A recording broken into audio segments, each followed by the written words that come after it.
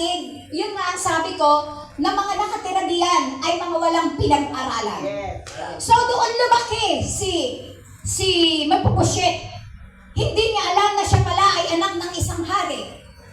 Kaya ang sabi niya dito mga kapatid, yung king, si Samuel, ito po ay symbolizes sa ating Panginoon.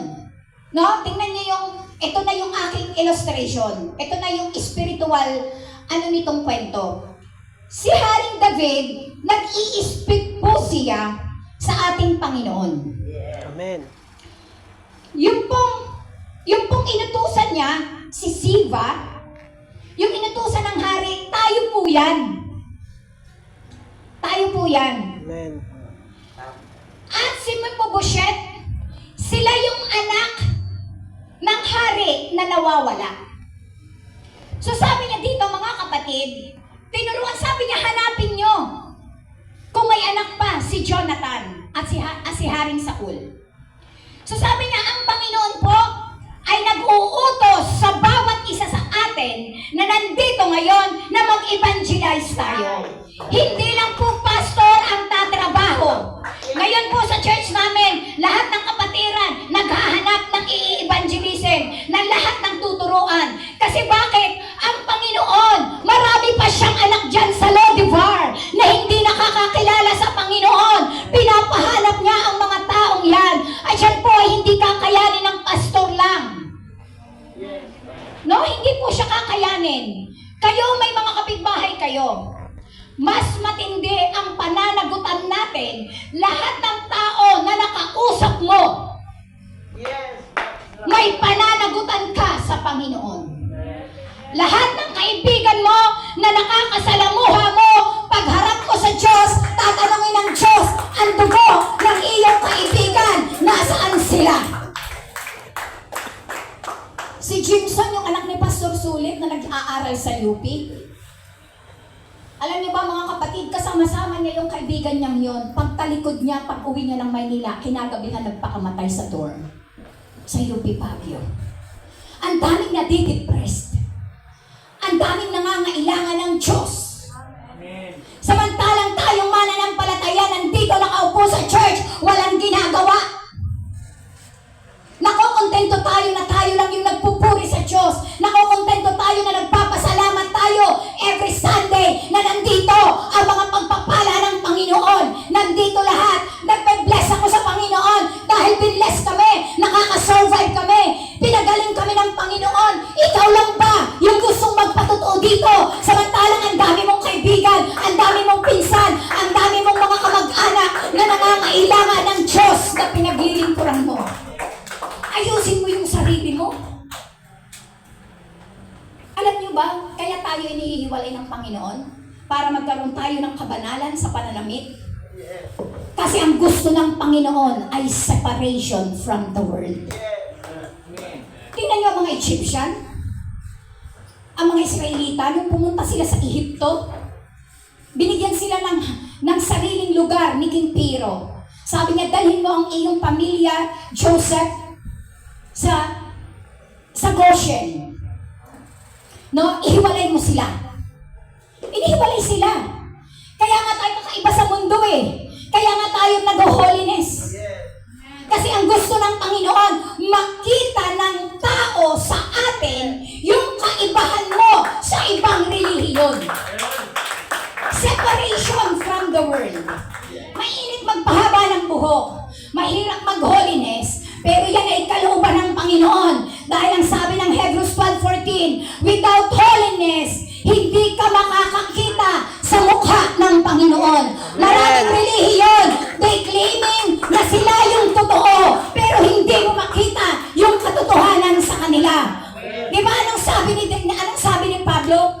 Ipakita mo sa akin ang iyong pananampalataya na walang gawa, at ipapakita ko sa iyo ang aking pananampalataya na may gawa. Amen. Maraming nagsasabi, religion, hindi naman daw mahalaga ang kabanalan.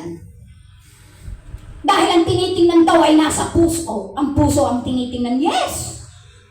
Pero ang isuot ko ay short at mga bakles-bakles na damit, yun ang laman ng puso ko.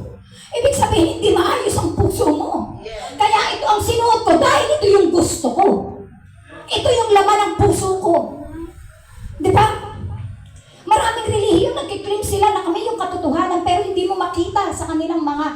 sa kanilang mga pananamit, sa kanilang mga pananalita. Dahil ang totoong may Diyos sa buhay, may ang Diyos kasi pag pumasok sa puso mo, para siyang apoy na tumutugnaw. Isa sa siyang consuming fire, na ano man ang kahinaan mo, ano man ang kapangitan ng ugali mo, ano man yung mga bagay na ayaw mo dati, gigibain niya ng Panginoon, susunugin niya ng Panginoon for His glory. For His glory. Bakit ka sumusunod? Ang hirap, pwede namang mag-short. Pwede namang at pwede namang maiksing buhok at mainit, especially pag summer. Pero sumusunod ako hindi dahil sa aking kagustuhan, hindi dahil sa aking sarili. Kaya tayo sumusunod dahil nagmamahal tayo sa Diyos. Kung totoong mahal mo ang Diyos, susunod ka sa salita ng Diyos. Dahil hindi kailangan ng Panginoon ang mga taong tagapakinig. Ang kailangan ng Diyos, yung mga tao na tumutupad ng kanyang salita. Di ba? Minsan hindi maayos ang ating mga sarili, nahihiya tayong mag-evangelize. Kasi tayo mismo yung hindi okay. Pwede bang sabihin natin sa Panginoon every Sunday, bukas ang altar call, lumuhod tayo, sabihin natin, Panginoon, baguhin mo ako. Panginoon, hindi ko kaya ang sarili ko. Panginoon, gawin mo akong liwanag sa aking mga kaibigan. Gawin mo akong liwanag sa aking kamag-anak. Gawin mo akong liwanag sa aking asawa. Gawin mo akong liwanag sa aking mga pinsan. Kasi pagharap natin sa Panginoon, kasama mo si ano, ba't hindi mo siniran? Sisingilin ng Panginoon. Di ba? Hindi po tayo uupo dyan. Ang church po, business ito ng Panginoon. God's business. Ang pinamahala sa church, si Pastor Bong. Ang Diyos ang magpapadala ng mga empleyado rito. Lahat tayo dito may tatrabahuin. No? Ang Diyos ang nagko-convert sa tao para magtrabaho sa iglesyang ito. Kaya wag mong sabihin na wala naman akong talento, wala naman akong kaya, hindi naman ako marunong mag-song lead, hindi ako marunong mag-drums, hindi ako marunong mag-keyboard, pero may salita ka, may bibig ka, pwede kang magsalita, pwede kang mag-invite ng mga kaluluwa. Kasi may trabaho ka. Kaya ka tinawag ng Diyos at inilagay sa iglesyang ito para mag-evangelize. May trabaho ka dito. Hindi ka taga-upo. Di ba? Ikaw taga-upo. Buksan natin sa Book of Psalms. Sabi niya, tinatawag ng Panginoon. Ano ba to? Psalms 23. Dito ako magtatapos, mga kapatid. Paano ba to? Naku po, Diyos ko. Psalms 23. Ayun, nadali ko. Verse 1. Sabi niya dito, ang Panginoon ang aking pastor, hindi ako mangangailangan. Amen. Kasi mga kapatid, ang gusto ng Diyos, yung mga tao na nandun sa labas na marumi ang buhay, inutusan tayo ng Diyos na evangelize sila para makarating sila dito. Dahil ang gusto ng Diyos, pakainin sila sa hapag kagaya mo. Ikaw lang ang pinagpapala. Ikaw lang ang titistimony dito, magandang kalagayan ng buhay mo. Pero wala kang ginagawa. Ikaw lang yung binibless ng Panginoon. Panginoon, papasalamat ako sa iyo kasi pinagpala mo. Binigyan mo ako, dumating na yung inaantay kong pera. Yes! Pinagpala ka, pero anong ginagawa mo? Cellphone. Tama si nanay, cellphone. Wala kang ginagawa. Samantalang ang dami-dami mong kapitbahay na namumuhay sa miserableng buhay, na nakatira doon sa lobby bar, na dapat mo silang alisin. Ipakilala mo sa kanila ang Panginoon. Magsalita ka na ang Diyos ay mabuti. Ang Diyos ay gumagawa ng milagro. Alam niyo yung sakit ni Altina? Lahat patay nang nakausap ko sa baler. Bakit? Walang pera, hindi nagda-diagnose yung totoong sakit.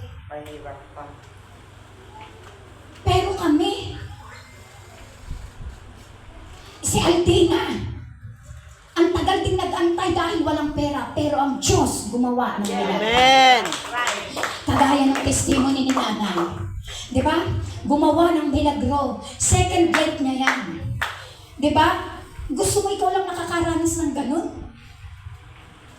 Basta okay lang ako, wala akong pakialam sa iba. That's right. Di ba?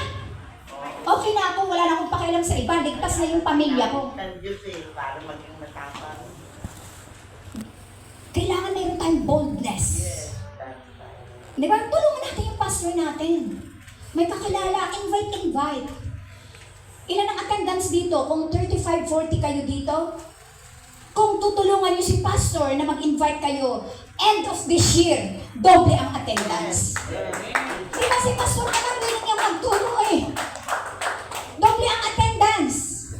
Ang gawin niyo lang mag-invite lang kayo, magsalita lang kayo. Kasi bakit? Kapag natuwa sa atin ang Panginoon, kapag nag-evangelize tayo, kapag may nadala tayo sa church na nagpapatuloy, pagpapalain ng Diyos ang iyong buhay financially. Dahil pangako iyan ng Panginoon. Dahil ang church ay God's business. Amen. Yes, that's right. Diba? Tingnan mo kung gaano kakabuti. Samantalang ang daming tao sa Lodevar, tulungan mong alisin sila ng Panginoon dun. Kagaya mo, may ginamit ba sa iyong kaligtasan? Kuya Jomar? Sino ginamit sa iyo? Sister Ann. Sino ginamit sa iyo, Sister Ann? Si Pastor. Para makabayad ka sa Diyos ng utang na loob. Sa pagkakaligtas mo. Gumawa ka rin mag-evangelize ka. Dahil sa pamamagitan na yan, diyan ka makakabayad ng utang na loob sa Diyos kung bakit ikaw ay naligtas. Amen. Sabi niya dito, kaniyang pinahihiga ako sa sariwang pastulan at pinapatnubayan niya ako sa siping ng mga tubig ng pahingahan. Alam niyo mga kapatid, ang mananampalataya, inihalin tulad siya, kagaya sa ipagpalagay na nating batis yan. Yung mga halaman na yan, magkaroon man ng summer, kapag malapit sila sa tubig, hindi sila natutuyo. Kasi yung kanilang mga ugat ay sumisip-sip ng tubig doon sa ilog. So inihalin tulad ang isang mananampalataya na bagaman naghihirap ang sanlibutan, bagaman ang sanlibutan ay patuloy na sumisigaw sa kahirapan, wala kaming ganyan, hinahanap lahat ng mga lending para utangan. Pero ang anak ng Diyos, hindi mangungutang, hindi magugutom, dahil nakatanim pala tayo, inilagay tayo ng Panginoon sa siping ng tubig na hindi ka kailanman magugutom. Naririnig mo lang, nakikita mo lang na ang mundo ay naghihirap, pero hindi mo siya mararanasan. No? Ang blessing ng Panginoon ay enough.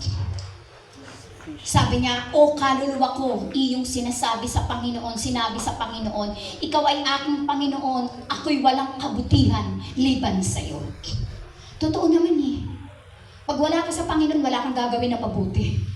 Kaya lang tayo nagiging mabuti nung naglingkod tayo sa Diyos. Kaya tayo naging mabuting tao dahil naglingkod tayo sa Diyos. Kailangan ka nagkaroon ng habag sa ibang tao. Kailangan ka nagkaroon ng concern sa ibang tao. Noong panahon na nakakilala ka sa ating Panginoon. Tungkol sa mga banal na nangasa lupa, sila ang maririlag na kinalulugdan kong lubos. Tayo pala, yung apple of the eyes ng Panginoon, na habang siya'y nandun sa langit, nakatingin siya sa iyo, Jomar, tinitingnan ka niya, iyan yung aking anak, lagi siyang nakatitig sa iyo, lagi siyang nakikinig, tuwing humahagulol ka, nananalangin ka, humihinto ang Panginoon, nakikinig ng iyong mga dalangin, kaya yung mga dalangin mo, tutok pa rin ang Panginoon. Amen.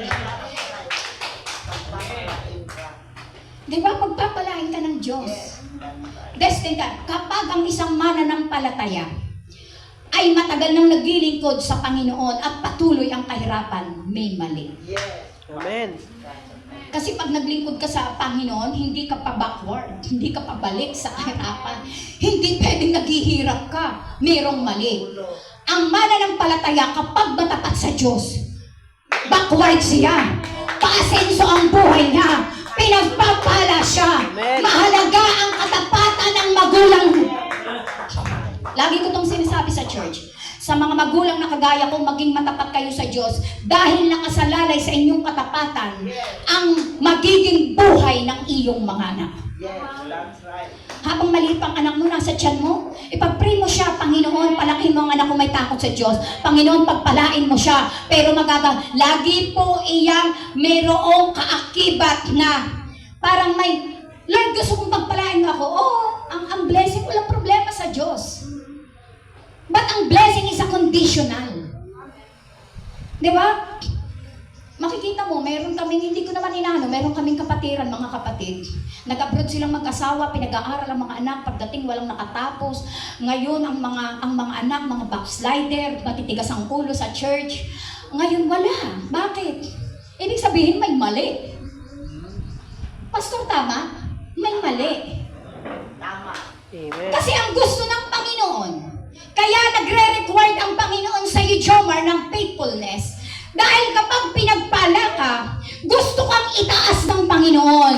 Ang gusto ng Panginoon, makita ng lahat ng tao na ikaw ay naglilingkod sa akin, kaya kita pagpapalain. Amen. That's right. Amen. Hallelujah. Kaya kung ikaw ay matagal na naglilingkod sa Diyos at miserable ang buhay mo, well, hindi totoo ang paglilingkod mo sa Diyos.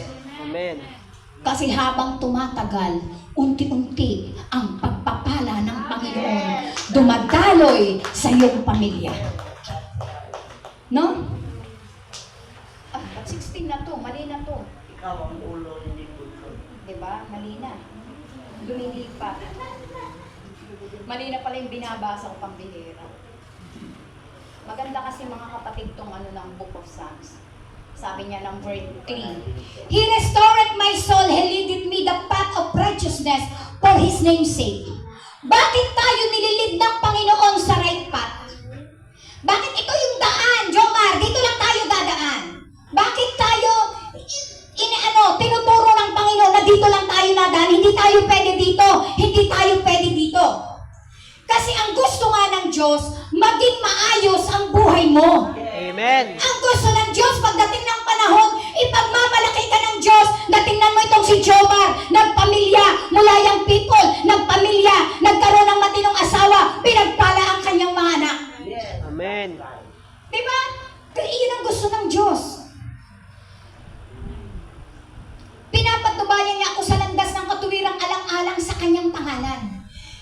Pansinin mo, kapag ang anak mo salbahe o basang kulero, kahihiyan siya sa magulang. Anong sasabihin ng mga tao? Ay, mana yan sa magiinom, mana sa ama, mana sa ina, mana sa ganyan. Pero pag mabuti ang anak, ano sasabihin ng tao? Ang ganda ng pagpapalaki. Amen. Kasi walang ibang sisisihin sa mga anak kundi yung pagpapalaki ng magulang. Amen. Di ba? Nang ibigay yan sa iyo ng Panginoon, bakante yan. Walang laman ng utak niyan, ikaw lahat ang nagsilid. Sabi niya, o bagaman ako'y lumalakad sa lilim ng kamatayan, yung testimony na nanay kanina, paglakad yun sa lilim ng kamatayan, nag-aagaw buhay ka na, pero bigla, patay ka na, deklarado ka ng patay. Pero anong sabi niya mga kapatid? Bagaman ako'y dumaraan sa lilim ng kamatayan, wala akong katatakutang kasamaan. Habang nandun ang pananampalataya mo, Panginoon, mabubuhay ako. Panginoon, dugsungan mo ang buhay ko dahil maglilingkod pa ako sa iyo. Sapagkat ikaw ay sumasa akin at ang iyong pamalo at ang iyong tungkod ay nagsisialew sa akin. Amen. Ang Panginoon ang ating pastor. Sa unang panahon pala mga kapatid, ang pag-aalaga ng tupa ay ganito. Wala bang panghampas dyan? Wala ba yung stick ng drums, Pastor? Ay, yung stick ng drum, ito. Ito yung rod. Ang mga shepherd pala, mayroong isang daanan papunta dun sa green pasture sa dulo. No? Halimbawa ito. Andiyan yung green pasture. Alam niya ng shepherd, ng pastor. Ngayon yung flocks, yung mga sheep, susunod dito ang daan. Yung mga sheep minsan pumupunta niya, ang gagawin ng pastor, "Uy, dito. Kaya mahalaga na nakikinig kayo sa pastor. Amen. When it comes sa spiritual things. Amen. Humingi ng payo. No, huwag kayong magsarili. Kasi minsan, akala ninyo maayos sa paningin nyo, pero ang the end pala noon, distraction. Amen. Di ba?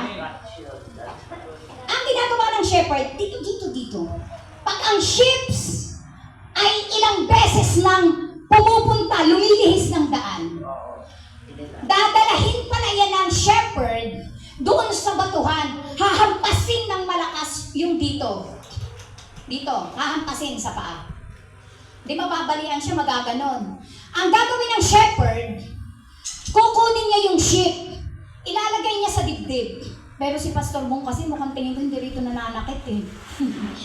Ilalagay dito sa dibdib, hihimasin niya yon. Unti-unti niya yung aayusin yung kanyang tuhod para manauli ulit. No, minsan, mga kapatid, kapag may sinasabi ang pastor natin or sino man, huwag po tayong masaktan. Lalo pat isa ikabubuti natin. Amen. No, huwag po tayong masaktan. Kasi ang pastor po, 2 weeks pang mangyayari yan. Nagsasalita ka pa lang, hindi mo pa alam yung mangyayari sa'yo. Alam na po yan namin mga pastor.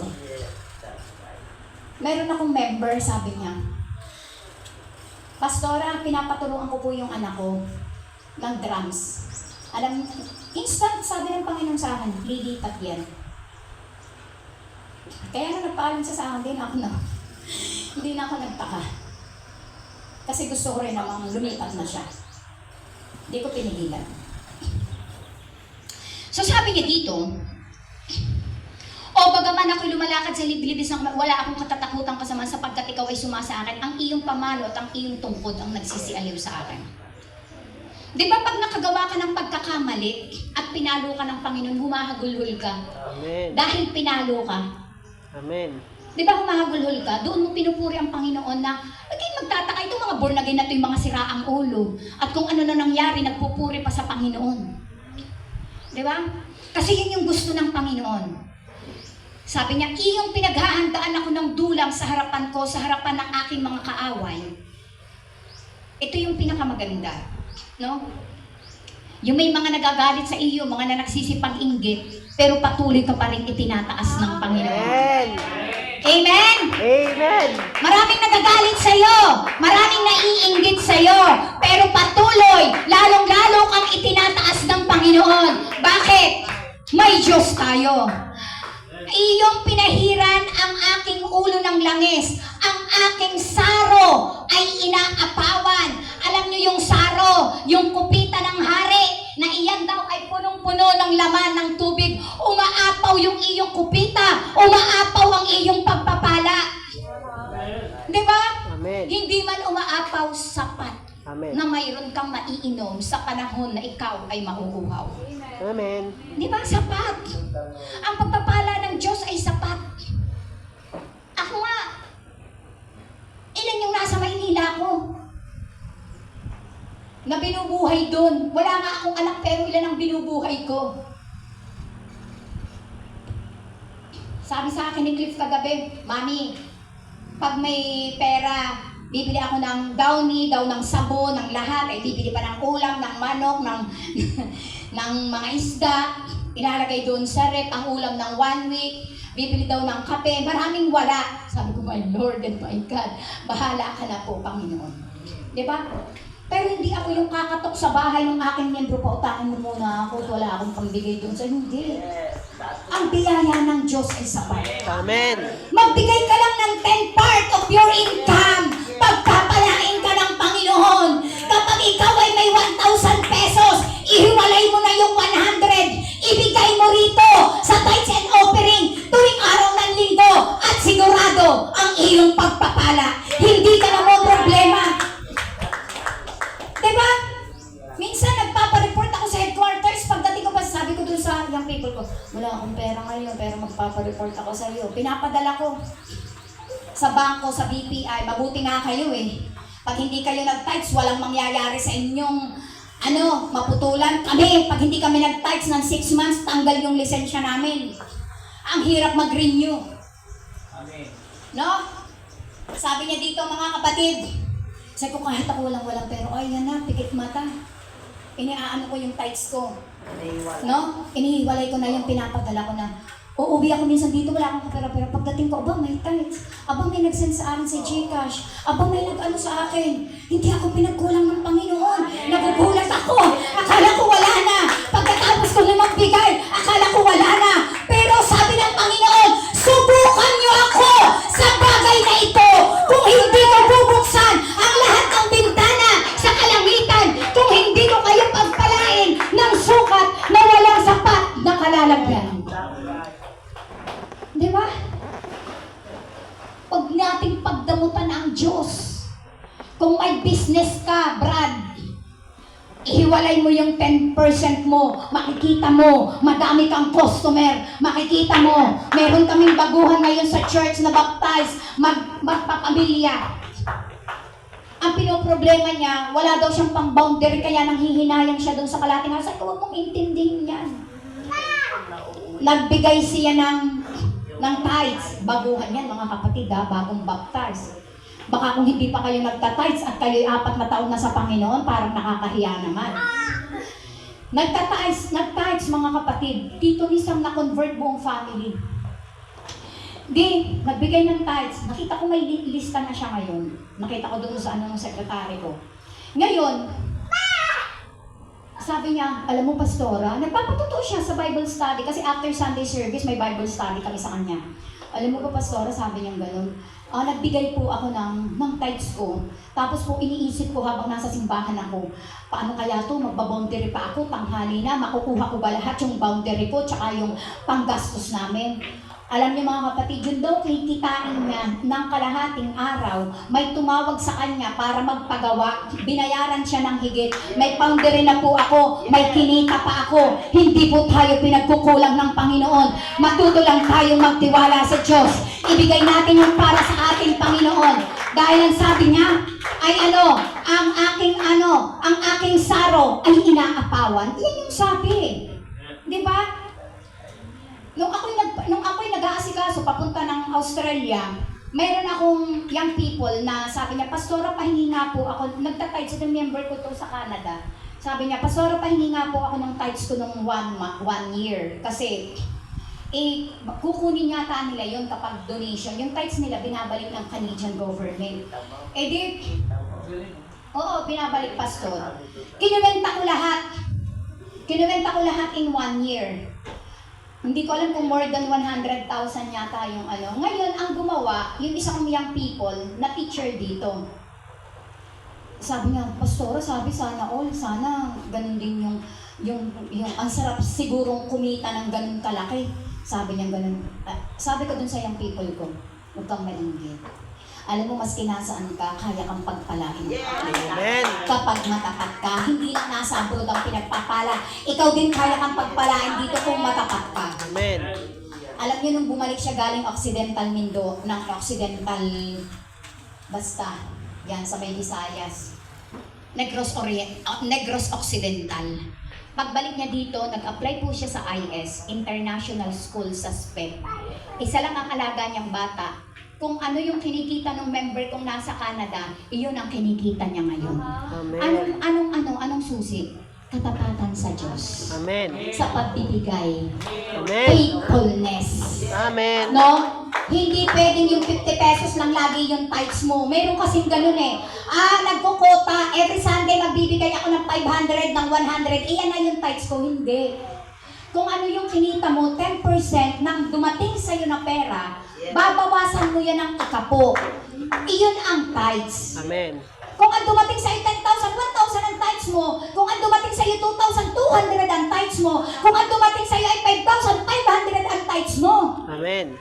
Hindi yung naka-fix. Magbibigay ako magta-tithes ako every Sunday, 50 pesos. Yun na yun, 50 pesos. Hanggang buong taon, 50 pesos. Ano yun? Hindi yung tithes. Sa tingin mo tapos iiyak sa Panginoon, bakit naman hindi mo ako pinagpapala, nagtatights naman ako. Hindi po tithes yung binigay mo. Hindi siya tithes, kaya hindi ka pinagpapala, may mali. Amen. Pero kung isasagawa mo yan ang tama, Pagpapalaan ka ng Panginoon. Amen. Sila, pastor, buhay na patotoo. Ako buhay na patotoo. Ang kapatid ko buhay na patotoo. Na hindi lang po kayo yung nagtatides, kami rin. Eh si pastor kasi kaya yan natuturo ng tithes para kasi sa kanya yan eh. Hindi po. Pang-ikot po yan ang church. Di ba? Eh paano kung hindi kakain si pastor? Paano makakapag-preach sa inyo?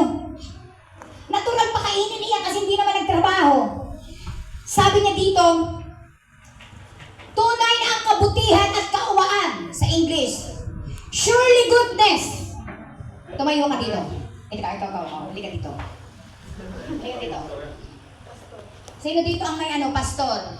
Oh. Tayo ka ha. Wala ba dyan tela? Wala bang panyo? Kahit malaki-laking panyo, pahingi.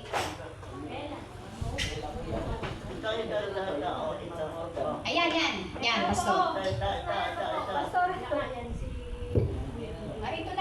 na lang. Pastor. Abay, magpasalamat ka. Nagugutom na lahat, kaway hindi pa.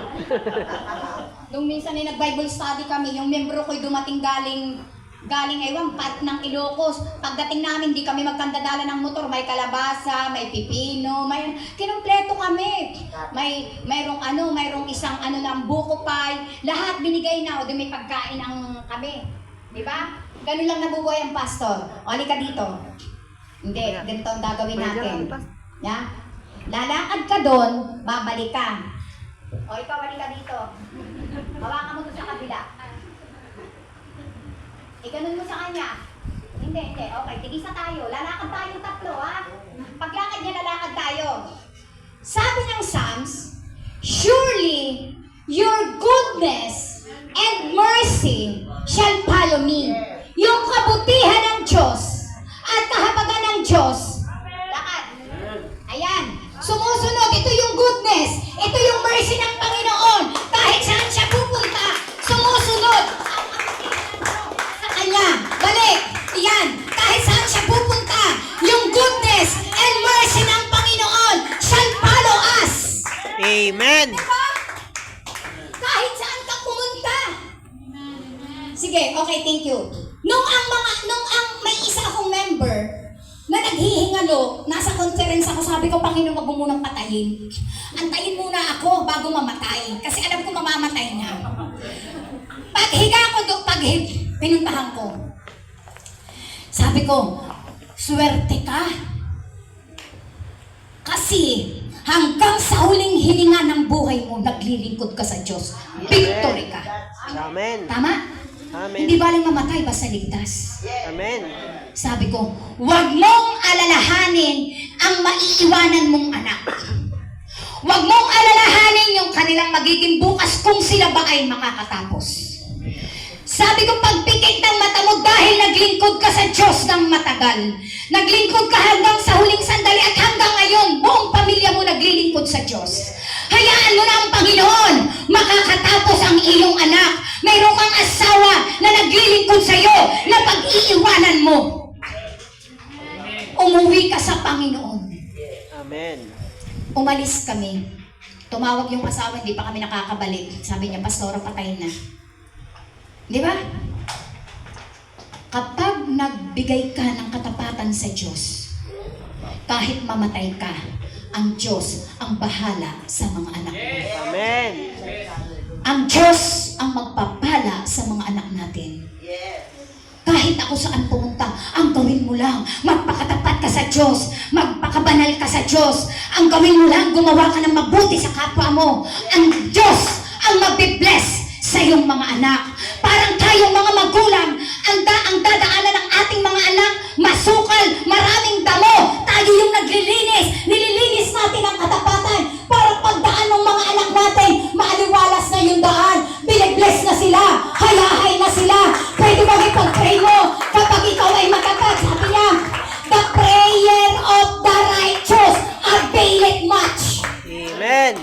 Dinidinig ng Panginoon ang panalangin ng matuwid. Kaya mahalaga sa Diyos ang faithfulness. Amen. Hindi mahalaga sa Diyos ang makikinig ka. Hindi mahalaga sa Diyos ang church goer ka. Ang sa Diyos ay matapat ka sa paglilingkod sa Panginoon.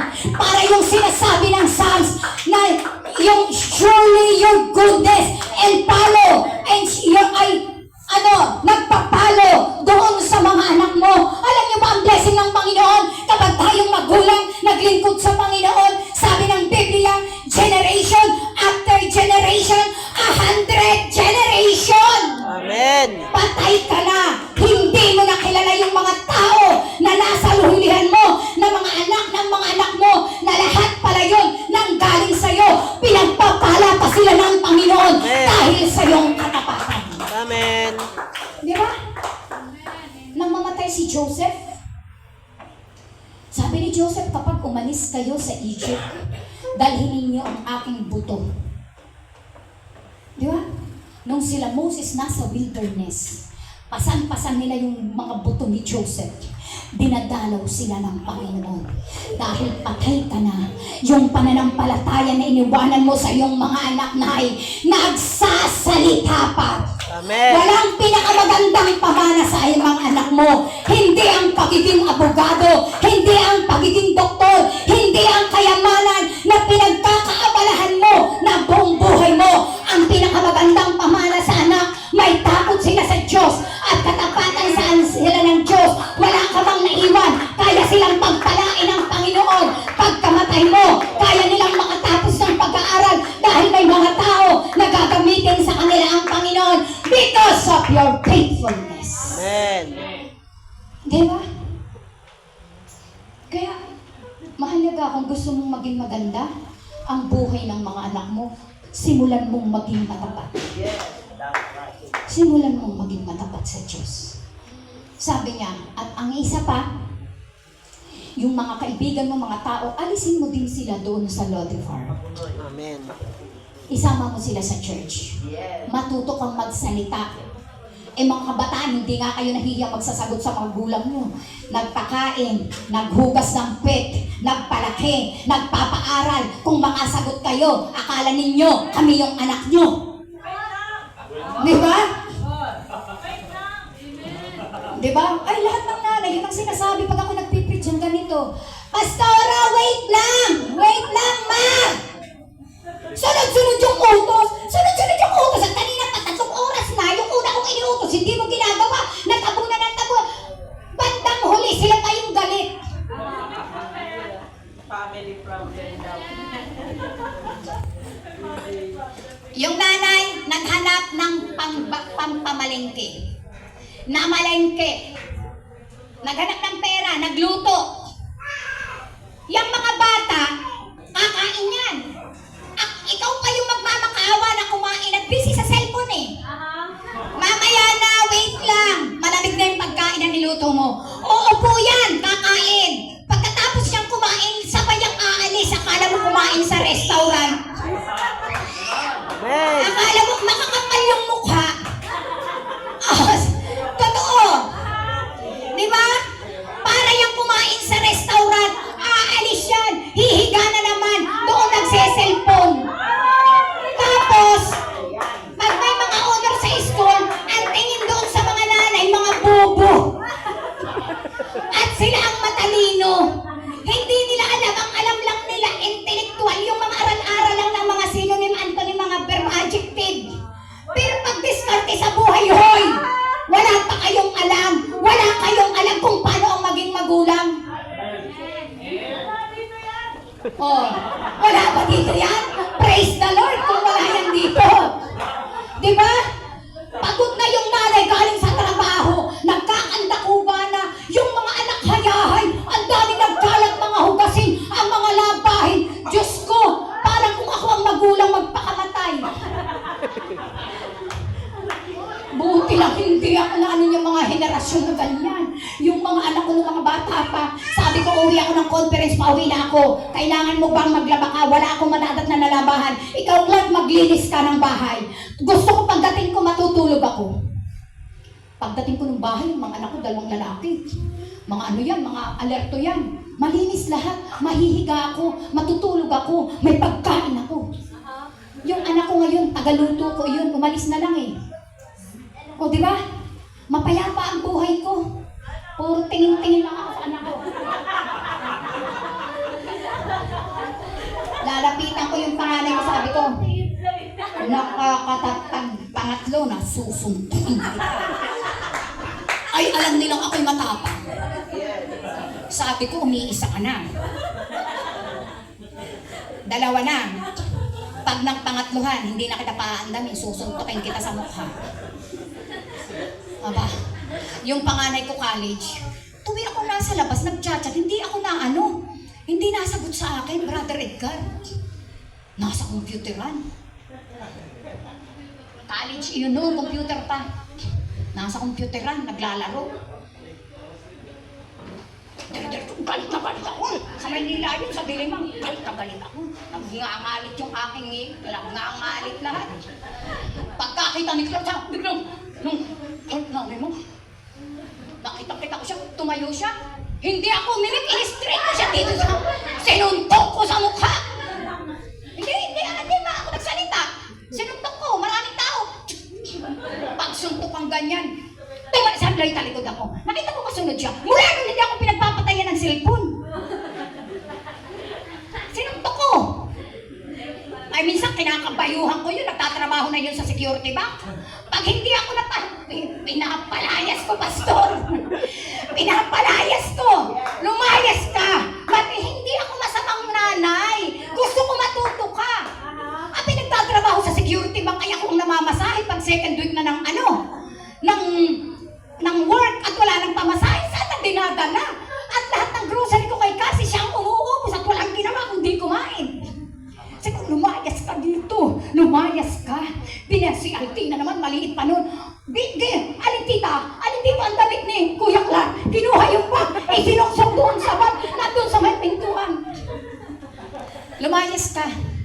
Sabi ko, lumayas ka kung may mas magandang bahay kang matitirhan kaysa dito. Nung after 1 week hindi nalayas, kunyari pahanap-hanap ng bahay. Nahayang ko lang. Nung bandang huli, ay hindi naman sanay sa madudumi, sabi sa akin, bakit hindi ka pa umaalis? Sawa na ako sa'yo. Sabi ko, sagot sa akin, ba't mo ako paalisin dito? Di ikaw ang umalis at bahay ko to. Saan mo ako papupuntahin? Natawa na lang ako mga kapatid, ayaw lumayas. Kaya kung kayo, mabait-bait nanay nyo, maswerte kayo. Maswerte kayo. Pag sa akin kayo ay hindi ako mahilig kumain, ay pag hindi kayo magluluto, gutom kayo. Anong reklamo sa akin ng mga anak ko? Iyan si mami, linis lang yan ang linis ng bahay. Pero lagi kami gutom. Hindi ako mahilig magluto. Kung gusto nyo kumain, magluto kayo. Pasumput-sumput lang ako. Kaya kung hindi ako nanay nyo, magpasalamat kayo.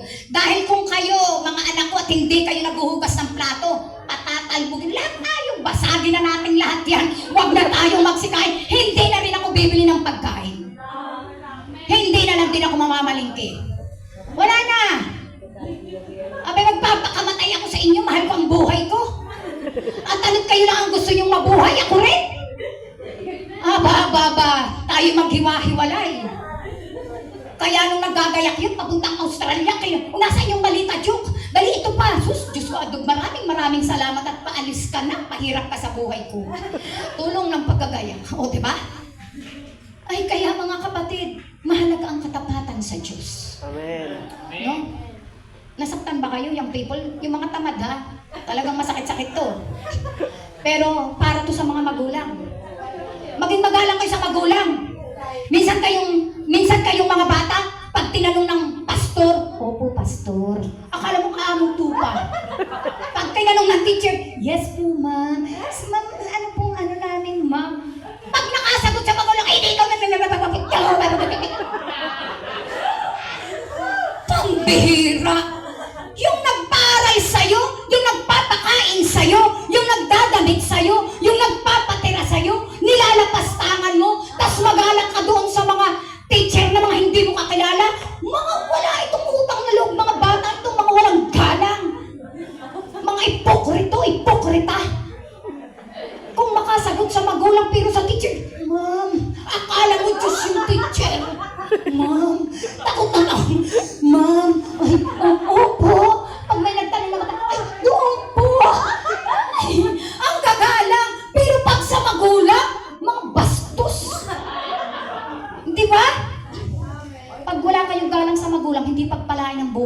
Amen. People. Oo. Salamat na lang sa Diyos, binago na ako ng Panginoon. Kasi dati lapastangan ako, kaya nakikita ko yung sarili ko sa magulang ko. No? Pero kayo, maging mabait kayo sa magulang mo. Amen. No? Pagpalain tayo lahat. Tayo tumayo mga kapatid, napahaba.